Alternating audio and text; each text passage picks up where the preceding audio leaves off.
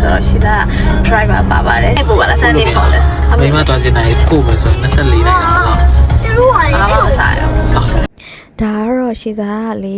အဲ့လိုမျိုးမိုက်ဝယ်မယ်ဆိုပြီးသွားတာတော့မဟုတ်ဒါပေမဲ့အဲ့ကိုရောက်တော့ဆိုင်တွေ့ရတဲ့တခါတည်းဝယ်လာတာဟယ်လို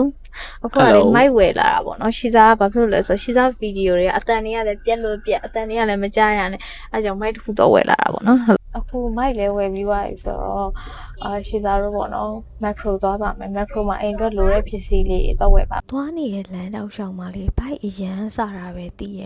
ဟိုရောက်သွားတော့ရှိသားအရင်ဆုံးရာကုန်းနဲ့ဝင်သွားတာပေါ့နော်ချက်ဦးပြုတ်ကတော့ရှိသားမှားစားနေကြမို့လို့ထင်တယ်ရှိသားတို့ကတော့ညှိလဲမညှိဘူးအရန်လဲကောင်းတယ်ခလေးလဲစားလို့အဆင်ပြေ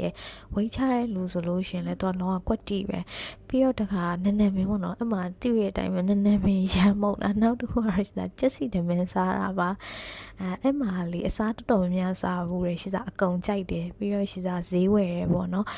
ဈေးဝယ်ပြီးတော့ရှိသားလုံးဝမထင်မှတ်ပဲနဲ့ဧကရီဆိုးနဲ့တွေ့ရပါတော့တွေ့ပြီးတော့သူ့တူမအတွက်နဲ့ဝါဖဲဝယ်ကျွေးမယ်ဆိုပြီးတော့သူဇိုရအတွက်ဝယ်ပြီးသွားတာမှဝါဖဲဟယ်လိုအခုည7:00နာရီကျော်ပြီဆိုရှိသားတို့ဒင်နာသွားစားဖို့ပေါ့နော်ဒါပေမဲ့ဟိုအမျိုးသား family နဲ့ရှိသားတို့ဒင်နာသွားစားမလို့ပါ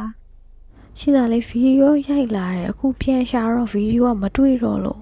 အခုရှိသားတို့9 နာရီခွဲပြီပေါ့နော်ကားစီထည့်မယ်စီထည့်ပြီးပြန်ပါပြီဒီနေ့ရှိသားရဲ့ Sunday ရဲ့ vlog ကဒီလောက်ပါပဲ bye bye thank you ပါ